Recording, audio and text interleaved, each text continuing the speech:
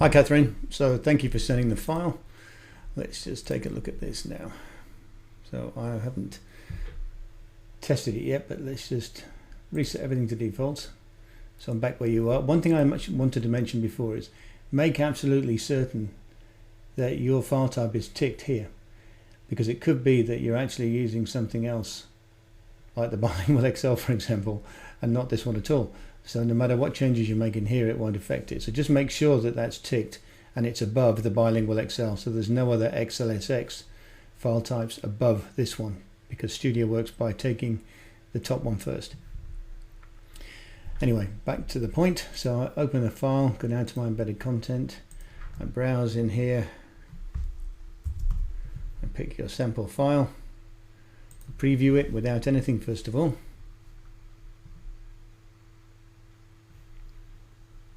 So we're on this, looks like this. Okay, so we've got this N to be a tag. Okay, there's lots of N's. So let's do the N's first. So the N's we know are pretty simple. So let's just enable it. What I will do actually, I'm just going to remove this because I don't necessarily want the default that's in there. I can do my own thing. So I'm going to click on Add. And to start off with, we'll do the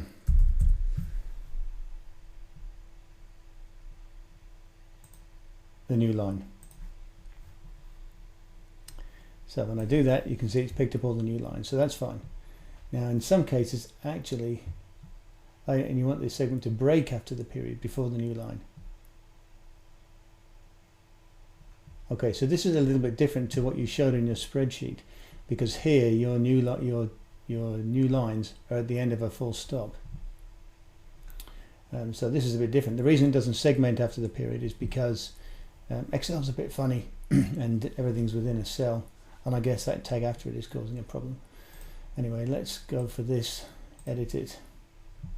Excuse me for waffling a bit, it's because I'm doing this on the fly and so I'm sort of thinking out loud as I'm going along. So let's exclude it instead, which is what you initially asked for. When we preview that, so that's the first thing, so it breaks it. So we've got the break bit done. You've also got text between brackets that should not be translated, followed by text that should be translated, that is followed by this. Okay, how do we tackle this? So let's just do a little test. I'm just going to stick this in. I could possibly do it off the top of my head, but I guess if I do it in here, it might help you see what I'm doing. This is just a little tool called Regex Buddy for doing regular expressions.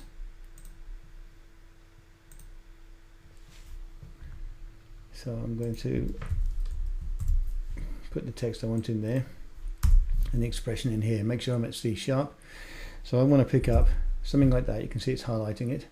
Then I want it to be followed by anything apart from that closing thing. So I'm going to say followed by dot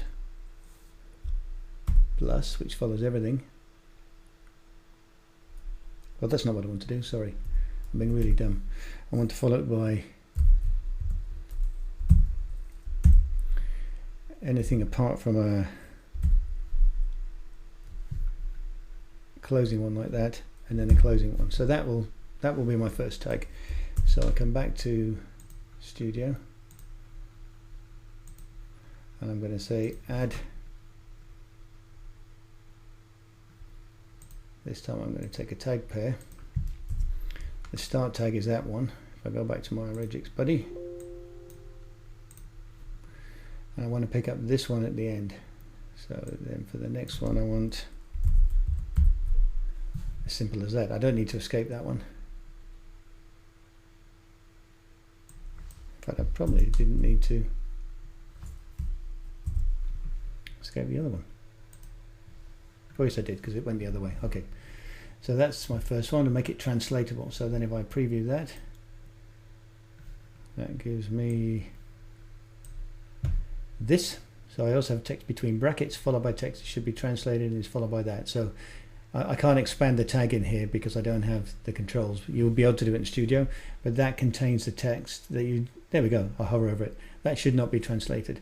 So that does that bit that you wanted to. And text in curly brackets, that should be not translated. Okay, so that's also, that one is an easy one. We'll take the same approach as we did with the other one, with that one. So I could edit it, let's just cheat a bit and take this. The only difference being is that this is going to be a placeholder and not a tag pair, and we're going to say curly bracket followed by anything apart from a closing curly bracket followed by anything until we get to a curly bracket. Preview. And that gives me that, and then we want pipes, so a pipe symbol. So we add, this is a fairly simple one, I guess you can understand this now. So placeholder, we just put a pipe in. Where's it gone? Pipe. Okay, I preview it.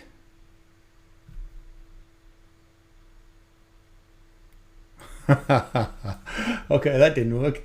What on earth is going on there? Okay.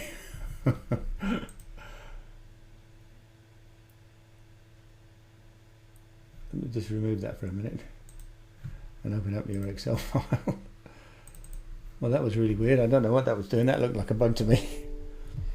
Let's just open up Excel. Sorry, my computer is running really slow today. I don't know why. Even if Excel is slow, it takes ages to start this file up.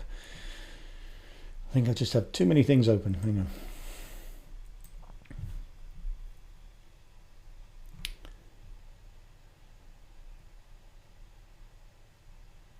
I have no idea why it didn't take that pipe.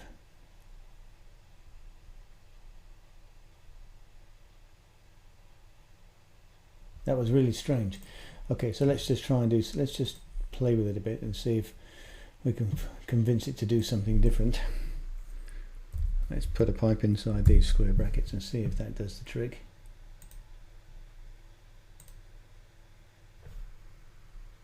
Oh, that's better. That was definitely a bug. It shouldn't have done that, but that kind of fixed it. So there we go. So that works. So that would handle your file with all the bits that you've shown in the example, and that will give you what you want. So it looks fairly straightforward.